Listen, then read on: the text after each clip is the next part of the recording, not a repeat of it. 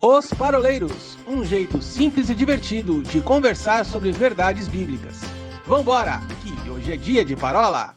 Olá pessoal, estamos de volta para a segunda parte da parola 128, a primeira dentro do tema novo, Sermão do Monte.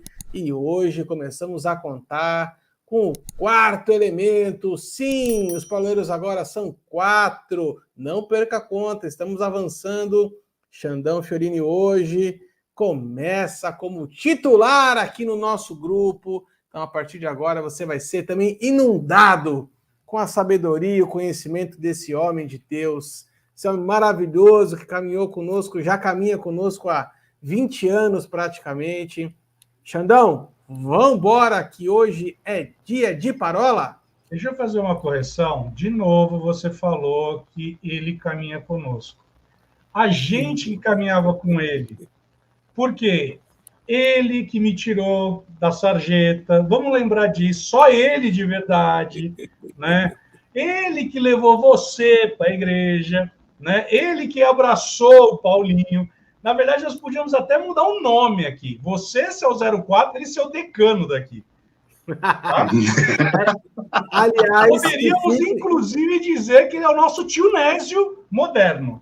Aliás, que fique claro que o Xandão é mais velho que eu, meses, mas ele levou o título de decano agora dos paroleiros, tá? Muito bom. Vamos lá, vamos seguir então aqui com a parola que o Xandão congelou, né? Então, enquanto ele descongela, vamos tocar aqui a nossa segunda parte da parola. Nós começamos a falar na primeira parte, então, sobre a importância do sermão ser no monte e não do templo. E aí... Só no RG. O Xandão voltou, Xandão? Voltei. Voltou e chegou chegando. Chegou orando aqui, dando um repreendido aqui, ó. Do nada apareceu uma voz do além. Só no RG. Foi o que eu falei antes de cortar. Meu Deus do céu. Mas chegou na hora. Veio na hora a mensagem. Então, Jesus inaugura o seu principal sermão com o que a gente chama aqui, né, das bem-aventuranças. Eu, sinceramente, não acredito que Jesus tenha dado esse subtítulo no sermão dele. Paulinho, você acha que nas folhinhas dele lá, no sermão, ele colocou lá os bem-aventuranças ou isso foi uma coisa inventada só depois, né? Não, isso é firula de editor de Bíblia. Isso é firula de quem... Pode falar. Isso aí tá nas versões do Ilcinho, provavelmente, né? Isso é coisa do Ilcinho e dos comparsas dele, que gostam de ficar inventando firula em cima da Bíblia, né? Bem-aventuranças é um modo de dizer a quem Jesus se referia na parábola, no sermão. Até porque, Paulinho, convenhamos, eu duvido que Jesus ele levava um papiro do lado ali e falava, meu Evernote versão, né? Ponto eletrônico direto com o Espírito Versão Santo. Galileia. Evernote, versão Galileia. Vamos lá, meninos. Então, vamos abrir esse bloco aqui com a primeira bem-aventurança. Aliás, para você que está nos acompanhando aí, nas próximas parolas nós vamos falar sobre cada uma das características daquele que é bem-aventurado. Aí você vai perguntar, Arthur, o que significa, então, ser bem-aventurado? Bem-aventurado é feliz. Feliz. Guarda essa palavra. Feliz. E Jesus começa aqui o primeiro versículo dizendo a seguinte coisa: bem-aventurado ou feliz é aquele que é humilde de espírito, porque deles é o reino dos céus. Aqui existe tem umas questões de tradução que acho que o Paulinho vai poder falar conosco aqui. Eu já escutei que essa tradução, Paulinho, de humilde de espírito, na verdade, é uma tradução errada. Né? Não é uma tradução que seria a interpretação mais correta, porque dá um falso entendimento, porque existem algumas traduções que vai falar aquele que é pobre de espírito. Né? Então, a pobreza de espírito aqui não significa aquele que é de espírito pobre. Não significa que é aquele que é de espírito vamos usar aqui a palavra pobreza como sinônimo de profundidade, né? Não é alguém de espírito raso, não é alguém simplista demais. Eu tenho um outro entendimento aqui de uma outra tradução que eu peguei dos originais, mas eu queria primeiro escutar vocês aqui, eu volto no final. Quer comigo? Quem quiser começar, quem quer começar? Deixa eu só fazer um adendo, Arthur. Opa!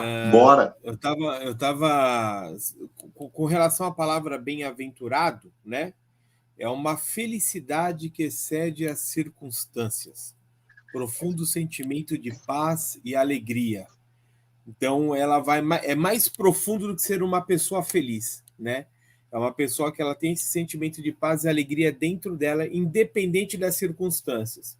E aí Jesus vem dizendo, essa pessoa que é pobre de espírito, que é pacificadora, então ele vai entrando para cada uma das situações. E aí eu fui dar uma olhada nesse pobre de espírito na Bíblia, palavra-chave, e ele vai trazer que é aquela pessoa no sentido de humilde, mas de reconhecer que ela é desamparada espiritualmente, que ela precisa receber algo espiritual. Essa foi uma das definições que essa Bíblia trouxe, né? E aí eu fiquei pensando bem em Samuel, né, aprendendo, um menino aprendendo, e aí eu fiquei pensando no rei Uzias, que quando chegou no ápice ali do reino dele, ele achou que ele era o cara, né? Então, assim, Samuel, um menino aprendendo, sendo humilde, de deixar ser ensinado, né? E Uzias, depois de ver o que Deus tinha feito tanto para ele, se tornar um cara meio que orgulhoso, e a gente sabe como é que foi o fim dele. Então, quando a gente pensa numa pessoa que é pobre de espírito, é uma pessoa que entende que ela precisa receber, que ela precisa aprender, que ela precisa crescer. Então, o bem-aventurado aqui, que é os pobres, pois ele é o reino dos céus, são essas pessoas que entendem que elas têm a necessidade de aprendizado das coisas espirituais. Esse, pelo menos, foi o que eu entendi nessa definição aqui, né? Então, acho que tem muito a ver com essa humildade, sim, mas eu preciso do que Jesus está me passando aqui. Se a gente parar para pensar, muitas pessoas hoje já nascem sabendo, né? Em várias áreas da vida, mas no evangelho não tem sido muito diferente, né? A gente está pastoreando e eu não sei se para o Paulinho, para o Will, assim, a gente escuta muito, eu já sei. E aí você fala, mas você se converteu faz 3 meses, né? Não, isso eu já sei, né? Então é um negócio, e aí eu acho que falta isso, quer receber o reino do céu, você tem que ser humilde e entender que você precisa desse amparo espiritual. É isso que você falou na Bíblia. O Paulinho agora ele vai ter uma perícope que ele segura aí, Paulinho. Mas na Bíblia TPT, a Bíblia TPT, The Passion Translation, ela vai falar exatamente o que você falou, mas num contexto mais amplo. Ele vai falar o seguinte, que os humildes de espírito ou os pobres de espírito significa um nível de humildade e de total dependência de Deus sobre todas as coisas, né? Então, a Bíblia TPT ela vai trazer esse nível de entendimento, não somente no sentido de posse, mas também no sentido de conhecimento, ou seja, eu depender de Deus de tal forma que o meu espírito, ele chama, ele atrai, ele necessita que haja um preenchimento da parte de Deus. E aí, é interessante a forma como ele coloca, né? Porque ele fala, olha, não significa só de posse, mas ele está falando o seguinte, olha, é você reconhecer que, de fato, existe uma total dependência. E aqui existe até meio que algo que seja antagônico, porque eu sou bem-aventurado, eu sou feliz, porque eu preciso, né? Parece que é meio antagônico, mas é nessa antagonia, nesse antagonismo, que eu pego e eu falo, pera um pouquinho, porque existe uma carência dentro de mim, uma falta dentro de mim. Se eu não me engano, Blaise Pascal, ele fala da seguinte forma, que o homem ele tem um vazio tão grande dentro dele que só Deus é capaz de preenchê-lo. E aqui ele vem muito nessa linha, porque se de fato o homem ele necessita de Deus, ele necessita em todos os aspectos. E ele, nesse contexto que você está mesmo dizendo, ele fala, deles é o reino de Deus. E se nós formos mais para frente, lá em Romanos, capítulo 1, nós vamos ver Paulo falando exatamente sobre isso. E mais para frente, no próprio livro de Romanos, ele falando que a criação, ela geme pela manifestação dos filhos de Deus. Então, veja como existe de fato isso que você falou, né? As pessoas estão carentes, e essa carência, ela vai atrair o reino de Deus. E aí, não sei se o Paulinho ele concorda, mas é dentro desse contexto que nós podemos agregar aqui o que Eclesiastes vai dizer, que no coração do homem foi colocada a eternidade. Então, veja que ali já existe um anelo, uma ansiedade por atrair. Agora, quando eu reconheço, de novo, batendo no ponto de humildade, né? A pobreza de espírito é você reconhecer as suas mazelas, é você reconhecer as suas fraquezas, é você reconhecer os seus pecados. Opa, nós estamos falando aqui de arrependimento. Nós estamos falando aqui do caminho que vai trilhar para que eu e você venhamos a herdar a salvação. E só quem herda a salvação herda o reino de Deus. Jesus ele disse isso lá em João, capítulo 3. Não sei se o Paulinho concorda com essa linha, com esse entendimento aqui. Will, você roubou meu discurso, porque eu ia começar fazendo a seguinte pergunta: qual a primeira mensagem do Evangelho? Né? A primeira mensagem do Evangelho é a mensagem de João Batista: arrependei-vos. Né? E para quem é o arrependimento? O arrependimento é para todos? Sim, ele deveria ser. É uma prerrogativa para todos que vão entrar no céu. No entanto, o arrependimento verdadeiro, ele só é alcançado pelos pobres de espírito. A palavra pobres, tanto que lá em Lucas, né, o evangelista Lucas, ele nem tem o mesmo preciosismo que Mateus tem, quando Mateus coloca o de espírito, né, o hopneuma, na frente da palavra tochos. Né? A palavra tochos é a palavra grega para pobres, e Mateus coloca hopneuma, né, o de espírito, na frente. Mas Lucas ele nem parte para esse preciosismo, porque a própria palavra tochos, ela significa aquele que é sedento, né, aquele que entende o quanto carece de algo, né? Não é uma pobreza... Desamparado. Mas assim, Will, não é uma pobreza, um desamparo imposto, sabe, por algo externo. É algo que eu reconheço que eu preciso, né? É aquela consciência, vamos lá, é a seguinte consciência: eu não estou com sede, mas eu sei que eu preciso beber água para o meu rim funcionar bem, porque 70% do meu corpo é formado de água, enfim, então eu bebo água por uma questão de consciência, né? Claro, estou dando um exemplo aqui bem tosco, né? Quando alguém está doente, nós somos pais de crianças, às vezes o filho está com uma febrezinha, com uma gripezinha, aí isso ataca o apetite, né? Vamos comer, não quero.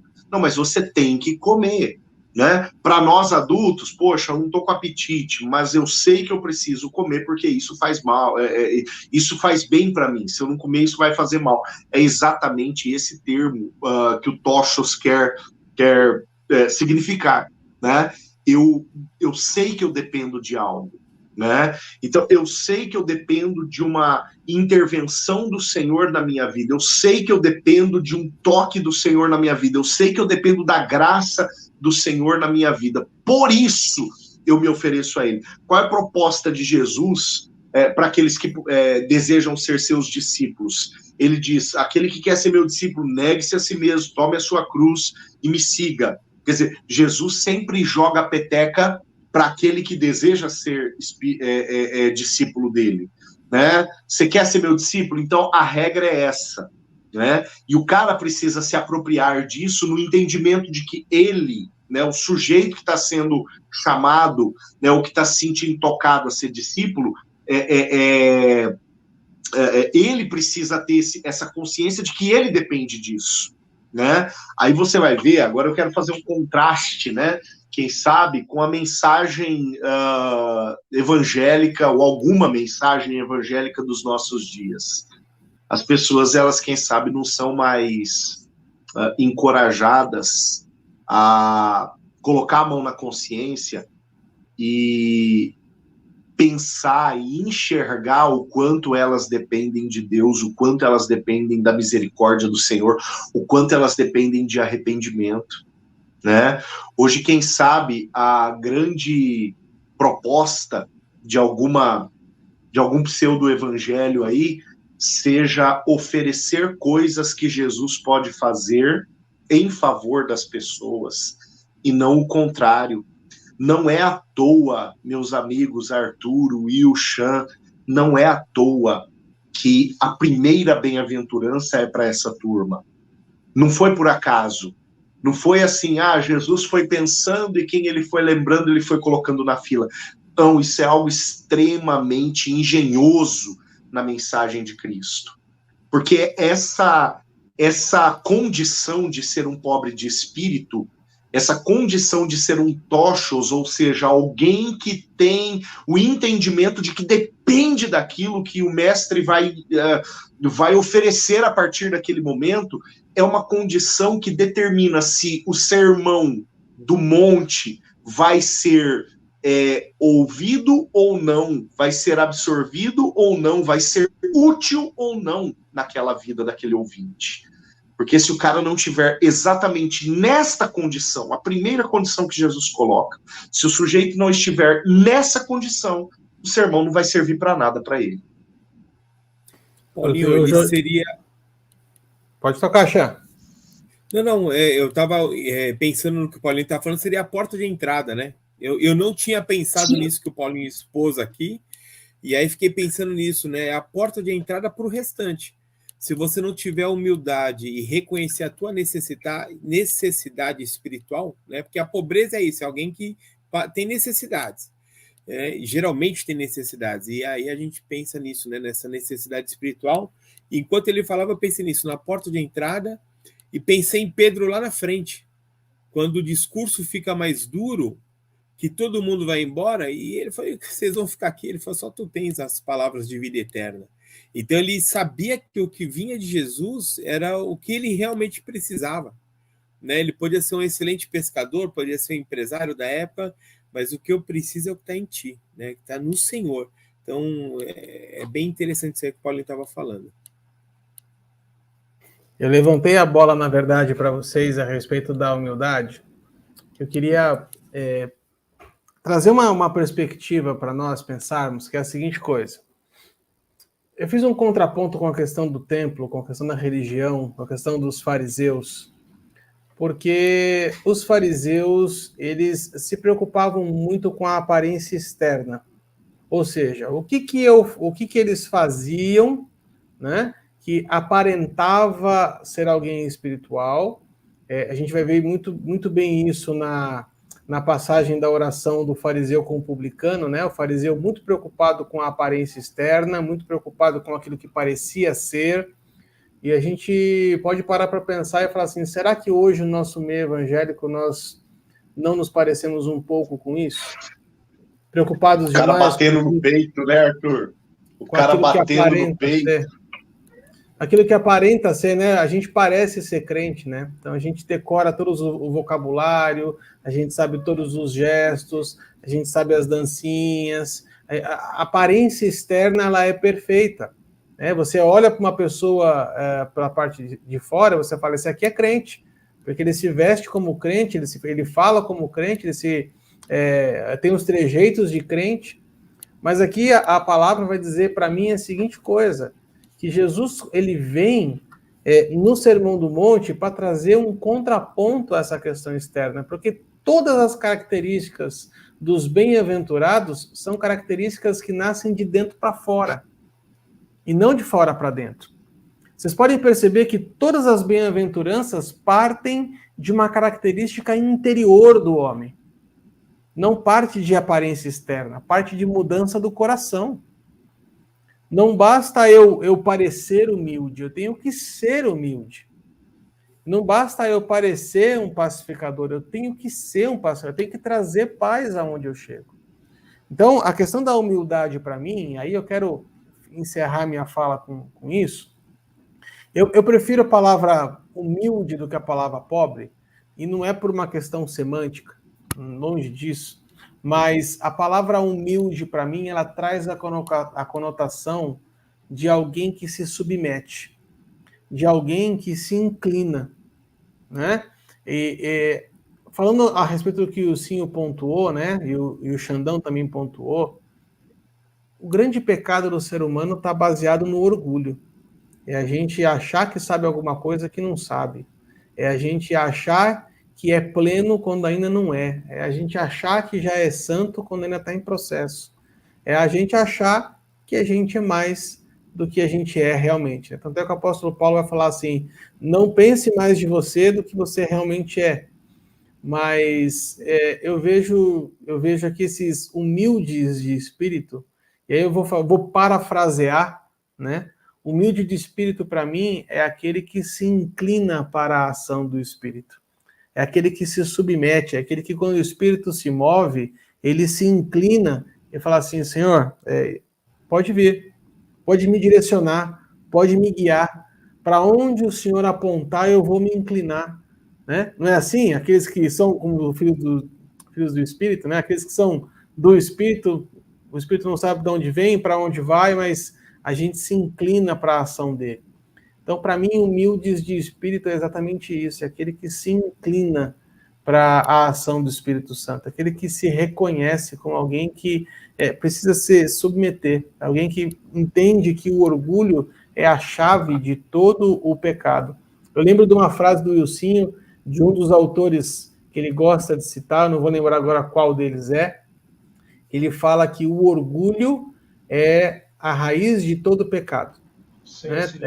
Existe uma outra frase, na verdade, que fala assim, o orgulho é o ovo que a galinha choca o pecado, uma coisa assim. Eu li esse texto num livro, mas a ideia é essa. A gente... Qual a porta de entrada, Chan? A porta de entrada é quebrar o orgulho. A porta de entrada é você perceber que você nada é se não for por intermédio dele, né? É isso que você falou aí no livro do John Bevere, chamado Kryptonita, que, aliás, eu recomendo que todos leiam, que é um livro tremendo. E ele mesmo, o próprio autor, no seu prefácio, ele fala assim, gente, olha, já que vocês vão ler o meu livro, recomendo que vocês leiam um capítulo por dia. Você lê, decanta, e ele fala exatamente sobre isso. Ele fala sobre o que é a Kryptonita, né? E ele faz um paralelismo com o Super-Homem. É até divertido ler o livro, mas é um livro muito denso. E ele vai falar exatamente quando o homem ele reconhece o seu estado, quando ele reconhece que, de fato, ele é um carecedor da glória de Deus. E quando ele é um carecedor da glória de Deus, a primeira coisa que ele se posiciona é saber que ele precisa do Criador. Por isso que eu gostei da forma como o Xandão ele se posicionou aqui, e aí eu só trouxe essa leitura que é colocada pela TPT. Agora, olha que interessante, só para eu concluir aqui, na Bíblia, na paráfrase, né? Inclusive o John Bevere, no seu livro Kryptonita, ele não fala a Bíblia a mensagem, ele fala na paráfrase a mensagem, e aí, pegando a paráfrase da mensagem do Sermão da Montanha, ele fala assim, abençoados são vocês, que nada mais têm para oferecer, quando vocês saem de cena, a mais de Deus e do seu governo. Olha que interessante, né? Ele está falando, olha, é quando eu reconheço que de mim mesmo não sai nada. É ali que eu saio de cena, e aí eu deixo, e faço, e permito com que Deus, ele de fato, ele exerça o seu governo sobre a minha vida. Muito legal essa forma como a paráfrase de A Mensagem, ela traduz a bem-aventurança. Gostei do trato como paráfrase. Já começamos a chegar num acordo. Na Almeida, atualizada pela Imprensa Bíblica de Portugal, o termo é humildes, e só. Bem-aventurados os humildes, só. E para aí. Eu acho que seja, quem sabe, né, uma tradução honesta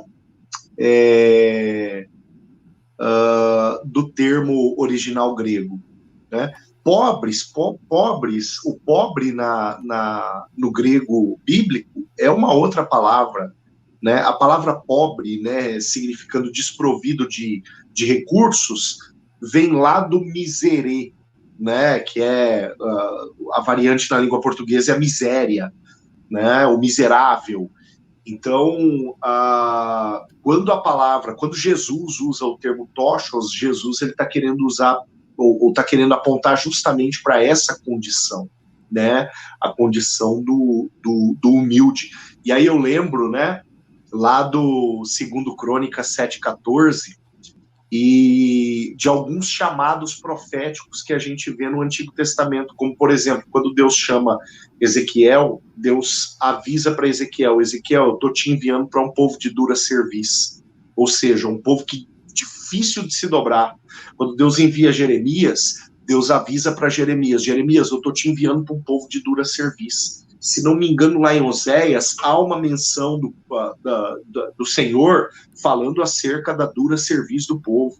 O profeta Joel, ele é encorajado a motivar o povo a voltar a dobrar-se diante do Senhor, a começar pelos sacerdotes. Olha o capítulo 2, chorem sacerdotes, chorem ministros do Senhor entre o alpendre e o altar, né? Ou seja, voltem a dobrar-se diante dele, não sejam de dura cerviz.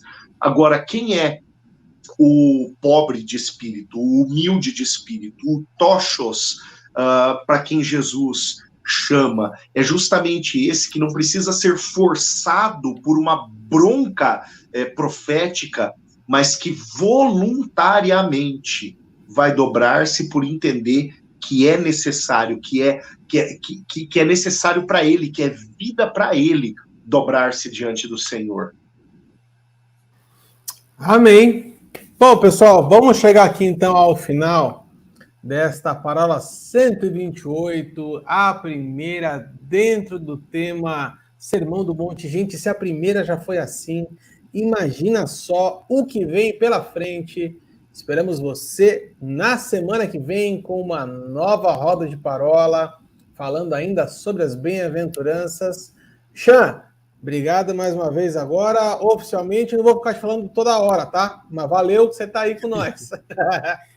Valeu, que agradeço, galera. Obrigado. Obrigado mesmo. Vamos que vamos. Seu Oráculo Mente Brilhante, fechando então agora o Quarteto Fantástico da nossa roda de parola 2D, diretamente dos nossos estúdios 100% improvisados, agora em Presidente Prudente, São Paulo, capital, São José dos Pinhais e Vila Aurora, que é a grande metrópole da Zona Norte de São Paulo.